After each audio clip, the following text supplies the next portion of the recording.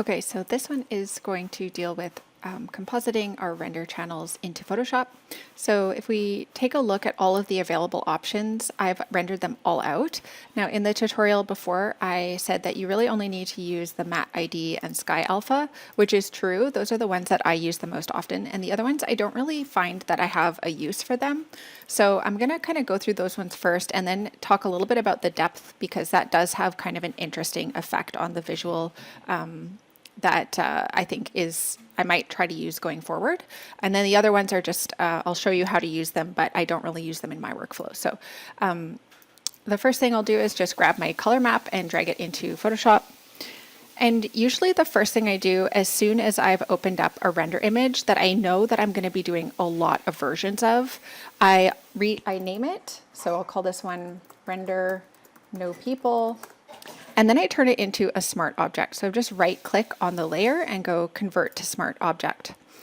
And this way, if you double click on the image, it brings up the sort of linked file, and I can drag in new versions of the file and replace it, and it will update automatically.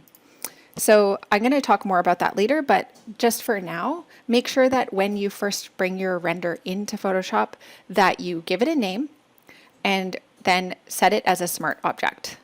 So once you've done that, I'm just going to go back to my folder and I'm going to grab this Sky Alpha channel and just drag it right into the file. And you see it comes in automatically at the right size and in the right place. I'll press enter.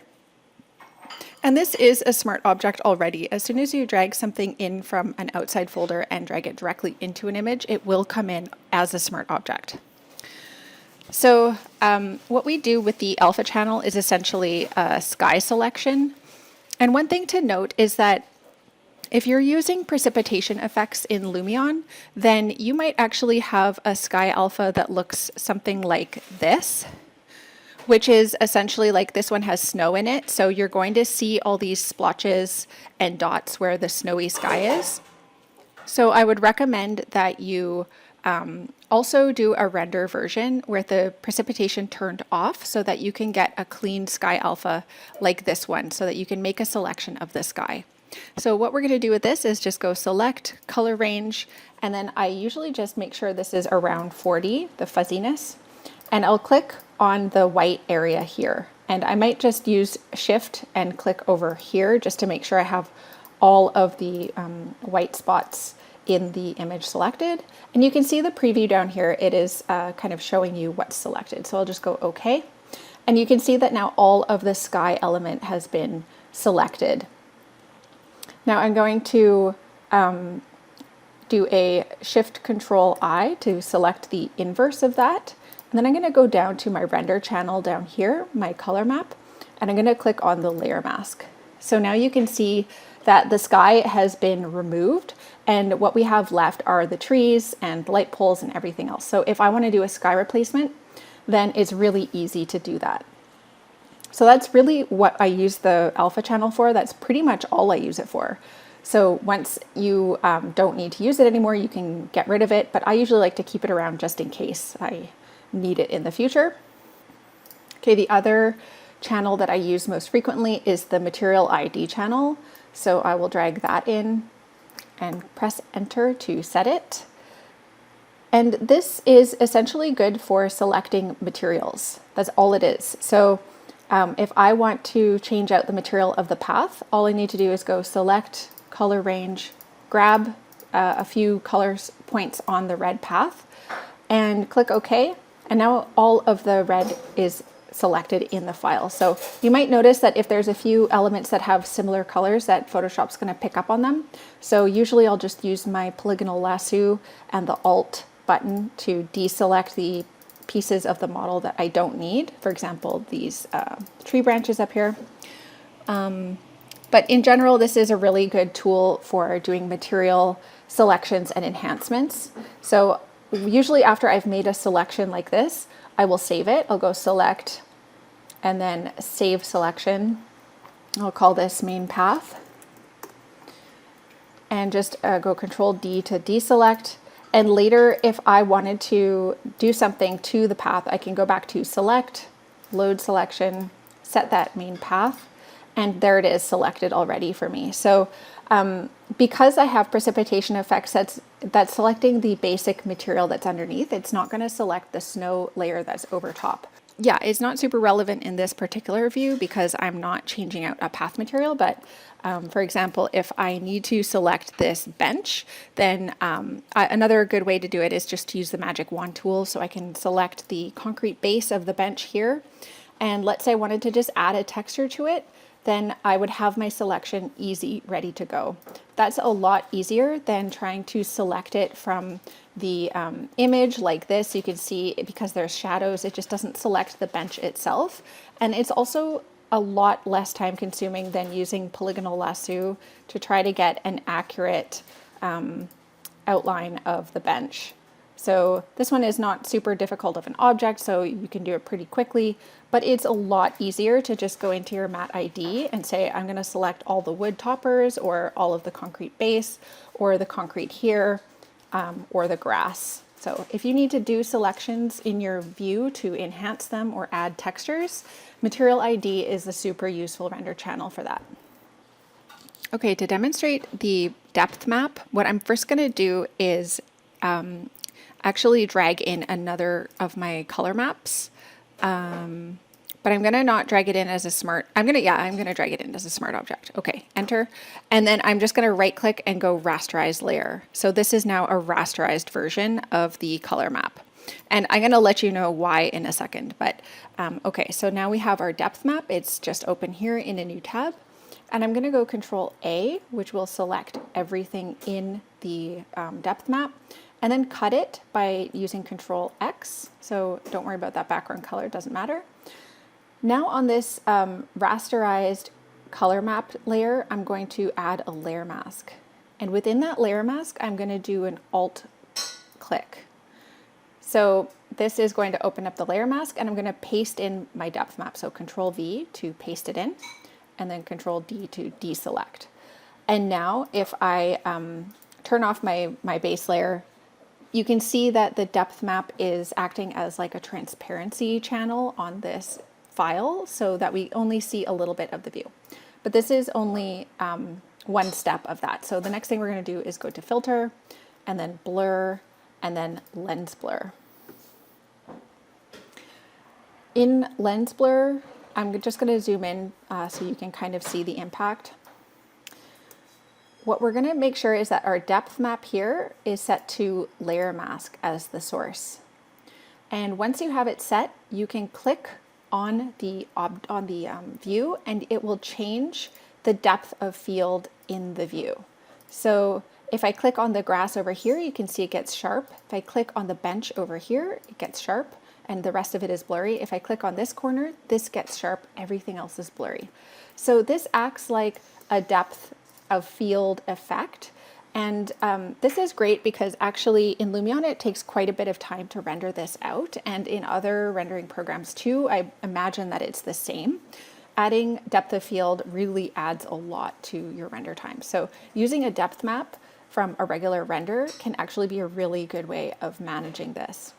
So I would probably only use this in situations where I want to have specific control over the blur of an image. And oftentimes when we're using atmospheric perspective, we want the background to be more blurry than the foreground.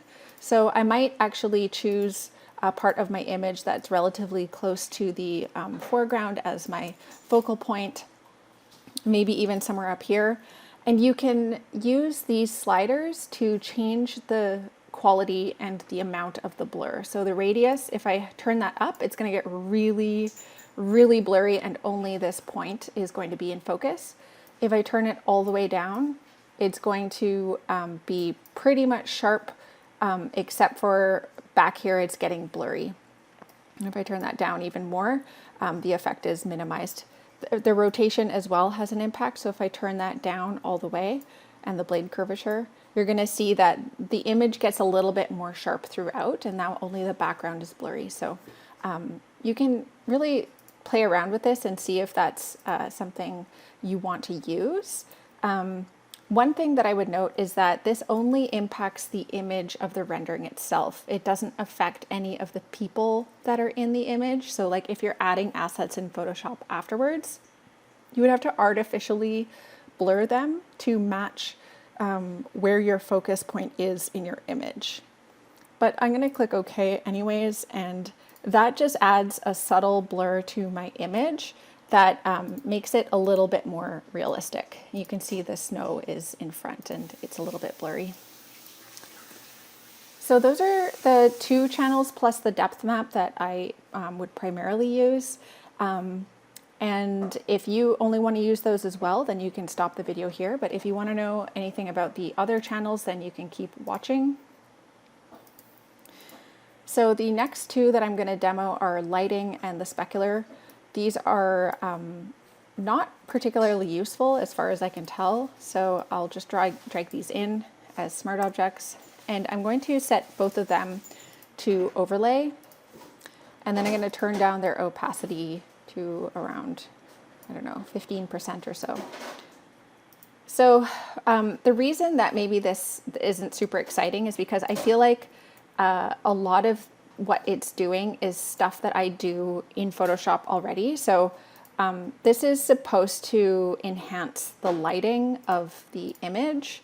And you can see it does give it a little extra brightness in some of the highlighted areas. So maybe it gives just a little bit more realism in terms of the quality of the light that's in the background. But what I would say is usually what I'll do if I want to enhance the lighting is go into my render and go into the smart object. So I'll just double click here to go into the smart object. And I'll use the dodge and burn tool in Photoshop to actually enhance the lighting and the shadows myself. So usually I'll go in and do a dodge. And dodge is a way, it's a relic of analog photography where you would actually use a tool to lighten the image by exposing it to more light. So I'm going to select midtones. I usually have it around 4 to 6% here, and this is just going to give it a little bit of extra lightness to the midtones. And then I'll select the highlights and I'll do the same thing. So you can see it really adds a bunch of brightness to that image. It kind of like increases the dynamic range. So whenever I want to enhance the highlights, I usually use the dodge tool. And then if you want to enhance the shadows, you can use the burn tool. And I'm going to set this to shadows and also 6%. And I can just go through the image, and wherever I feel like I want those shadows to really get more contrasted and pop out, I can just go over them with this brush and they're going to get just a little bit more intense. So when you're done with your dodge burn, you can just Control S, save it, and your smart object will be automatically updated in your Photoshop file. So now if we turn on the lighting, it doesn't really have that much of a difference in the file. So I never use this, and because it does add time to the rendering, I just feel like it's easier for me to do it in Photoshop. And the specular, that is supposedly going to enhance your reflections, but in this view, I don't have any reflections. I don't have any surfaces that have water on them or are mirrored. So this isn't really doing much for me right now. If I did have a really reflective surface, you'd probably be able to see it a little bit more. But probably what you'd want to do is put a layer mask on it and then erase out any parts of the image that are not useful. So like probably the sky, like this, because as you see, it does add quite a bit of darkness to the sky because it is black, the actual channel, except for those highlights themselves. So I would want to go and use my layer mask to sort of get rid of any spaces where there's no reflection, which basically in this image, there isn't any, so it's not useful for me. But if you were having an image that had water in it or mirrored effects or lots of metal reflections, then you might use the specular channel. The last one that I'm going to deal with, which is the last one that's an option in Lumion, is the normal map. Now this, on first glance, it looks like the matte ID map, but it's different. So basically what it's doing is it is separating elements into their cardinal directions. So everything that's facing upwards, like the ground or the tops of these elements or the tops of the benches, are colored in green. Everything that's facing the Y direction is colored in pink, and everything that's facing the X direction is colored in blue. And there is a fancy pants way of using this as a special channel, but it really, the only purpose of it is to subtly lighten or darken particular faces of a view, as far as I can tell. And that, again, I feel like is easier done with brushes and dodging and burning in Photoshop. So those are the render channels that you have available to use. And again, I really don't use those three. I just use the matte ID so that I can make material selections, and I use the sky alpha so that I can cut out the sky and replace it with something else. And the depth map, that's pretty cool. I'm probably going to try to use that in a view going forward, but I don't really use it on a regular basis right now.